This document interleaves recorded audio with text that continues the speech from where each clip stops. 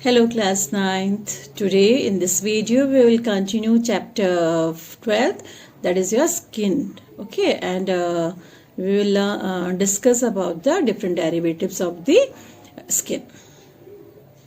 Now there are three main skin derivatives are there. First is your hair, second is your cutaneous glands, and third is your nails. Let's talk about first about the hair. Okay. All parts of the body covered with thin skin, it contain hair follicles. These are epidermal downgrowths into the dermis and develop during foetal life. Foetal life means when developing embryo is inside the mother's body. Okay, that is called foetal life. And shortly before birth, the foetus is covered. Foetus means that developing embryo is covered with a coat of very soft fine hairs, and these are called lanugo. After a few months after the birth, these hairs they are replaced by a new growth of coarse hair. And I think all of you know that the newborn baby is his body is covered with these fine hairs, and what they are called lanugo. But later on these hairs are replaced by a new growth of coarse hair. And the presence of hair follicle is extremely important in the repair of damaged epidermis. Now let's talk about the different parts of the hair. A hair is differentiated into main four parts. First is your shaft, second is your root, and third is your bulb, and fourth is your papilla. Now just look at the diagram. Here if you start from here, this is what? Hair, right? Then you come to your this shaft of hair. This is your shaft of hair. Then this is your hair follicle, and then this part is called hair papilla. What is called? Hair. Just see what is it? Hair papilla. So it is what is saying? The hair will downgrowths into the dermis and developed during the foetal life. Okay, now first we will talk about the shaft. Now first is your shaft. It is a part of a hair that projects above the surface of skin. That is what it is called, shaft. Second is your root. It is a part of the hair embedded within the dermis. Okay, and it is enclosed in hair follicle. Just look at here, hair follicle. This and this part is called root, which is embedded in a hair follicle. Now it is enclosed in hair follicle, and the wall of hair follicle also bulge out to form one or more sebaceous or oil glands. Just look at here. These here, this is your sebaceous gland or oil glands. So what is saying? From it. Now the wall of hair follicle, this is your wall of hair follicle, it bulges out to form one or more sebaceous gland. This is your sebaceous gland or oil glands, and each hair follicle is associated with a smooth muscles. Just look at here. It is associated with a smooth muscle, and what it is called? Erector pili. What this muscle is called? Erector pili. And it helps a movement of hair as well as squeezing oil from the oil gland. Actually, this erector pili, it help in the movement of this hair as well as it help in squeezing oil from the oil gland or sebaceous gland, right? Next is your bulb. At the base of the hair follicle is present a swollen inverted cup-like structure. What it is called? Hair bulb. And from the whole of the hair, the cells of this part only are living. Just look at here in the diagram. Where is hair bulb? Now just this portion is called what? Hair bulb. What is called? It is called hair bulb. It is a swollen inverted cup-like structure, right? And from the whole of the hair, the cells of only this part, they are living. Right. Now next is your papilla. Here papilla, just look at here. In papilla, in the hair bulb is present a knot-like structure, and these are made up of blood vessels, and what they are called? Papilla. Now the rapidly growing hair is nourished by this papilla. So what is papilla? It is a what? Knot-like structure which is made up of blood vessels. Okay, now color of hair is because of the presence of varying amount of melanin pigment, and the gray or silvery color of the hair is due to the minute spaces. When all of you know, when the age after some age, what's happened, the hairs become silvery color or they become gray just due to the minute spaces formed in the hair when the pigment is lost. Okay, so as melanin is a pigment which give color to the skin, as well as it also give color to the hairs. Now, what is the function of hair? Now, the functions of hair have to maintain body temperature constant, and it also provide a sensation of touch as the hair follicles are surrounded by the nerve endings. So, there are two main functions of hair. First is it maintain body temperature constant, and second it provide a sensation of touch. Now, next is your glands. Okay, there are different glands are present in the skin. All the glands which are present in the human skin, they are epidermal in origin, though present in the dermis, but they are epidermal in origin. Basically, there are two main kinds of glands are there in the skin. First is a sweat gland, which are also known as sudoriferous glands, and second is your oil glands or sebaceous glands. Now, first we will talk about the sweat glands or sudoriferous glands.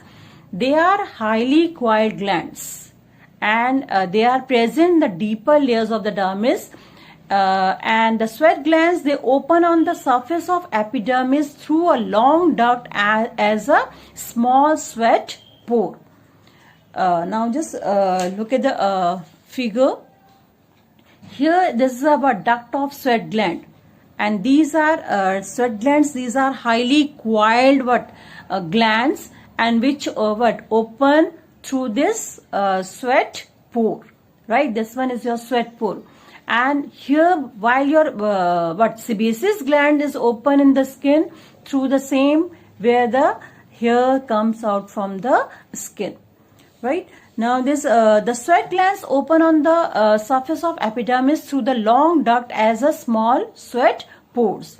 Sweat passes out through these sweat pores, and sweat glands, they secrete sweat and under hot conditions, and this sweat consists of water, mineral salts, mostly and sodium chloride, and a small amount of urea. So what are sweat glands? Sweat glands are these are the glands which secrete sweat, which consists of water, mineral salts, and mostly sodium chloride and small amount of urea.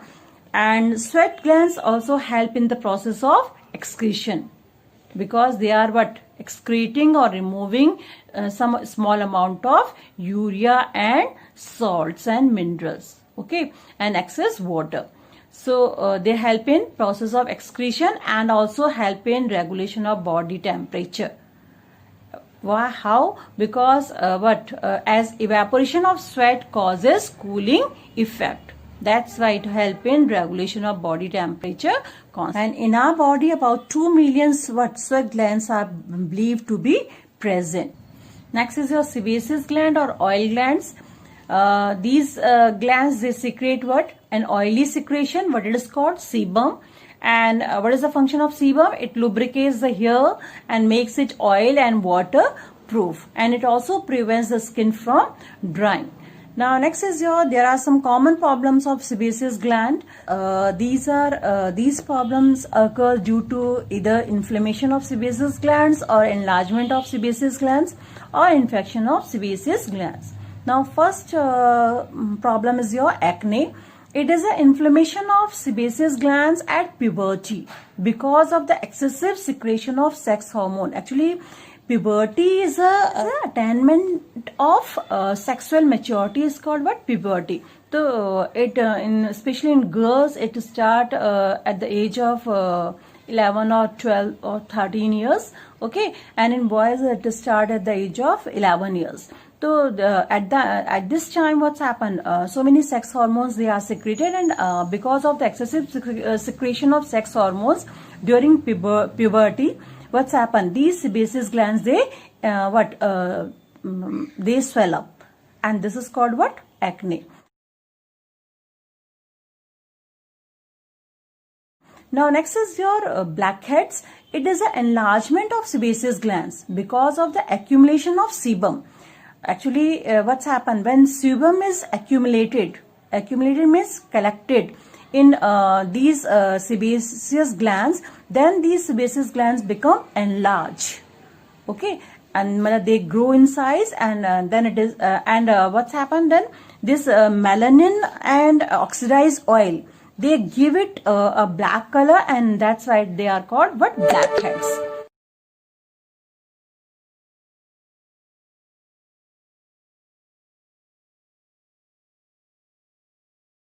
Next is your pimples.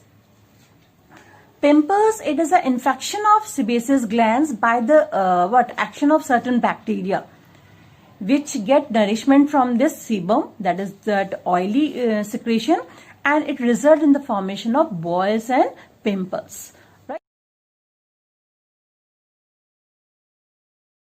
Right? Now, next is your mammary or male glands. These are actually modified sweat glands, and they are functional in females only after the birth of young one. But they are non-functional or vestigial in case of males. And mammary glands, they secrete what? Milk, which nourishes the young ones and is a complete food for them. Next is your meibomian glands. They are modified sebaceous glands, and they are present where? At the margins of eyelids, in the hair follicles of eyelashes, and they secrete an oily secretion that keeps them means they keeps the eyelashes oily, soft, flexible, and frictionless. So meibomian glands, they secrete what? An oily secretion which keeps eyelashes oily, soft, flexible, and frictionless. Right? Next is your ceruminous glands. They secrete actually they are found in the hinder part of external auditory canal, and they secrete an wax-like secretion. What it is called? Cerumen or earwax. And what is the function of that cerumen or earwax? It lubricates and protects the eardrum. Now next derivative is your nails. Nails are formed by the epidermis present at the tips of all fingers and toes. And these are very hard. Naturally, all of you know that nails are very hard, slightly arched plates. And each nail consists of two keratin plates. Upper one is called what? Unguis. That is the upper one is called what? Unguis, and the lower one is called what? Subunguis.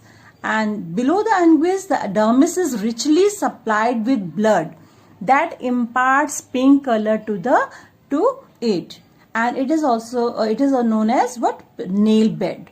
Right? Just look at here. This is called what? Nail bed, which contain blood vessels, and that is why what's happened? This dermis is is richly supplied with the blood, and that imparts pink color to the nail.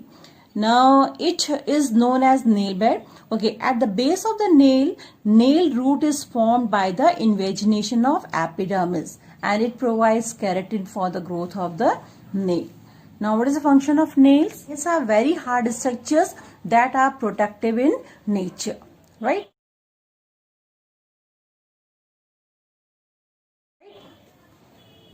So what are sweat glands? Sweat glands are highly coiled glands which secrete what? Sweat under hot conditions, and sweat consists of water, mineral salts, and small amount of urea. And sweat glands, they help in the process of excretion and also regulation of body temperature, as evaporation of sweat causes cooling effect. Right? Same way, what are sebaceous glands? Sebaceous glands or oil glands are the glands which secrete an oily secretion. What it is called? Sebum. It lubricates the hair, makes it oil and waterproof, and it also prevents the skin from drying. Next is what is goose flesh. Or goosebumps. Actually, the hair are normally slanting. They are slanting, but they stand erect when one is frightened or experiences excessive cold or during some emotions. What's happened? They become erect, straight, and the skin presents present a somewhat contracted and wrinkled look. And this state of skin or this state of hair is called goose flesh or goosebumps.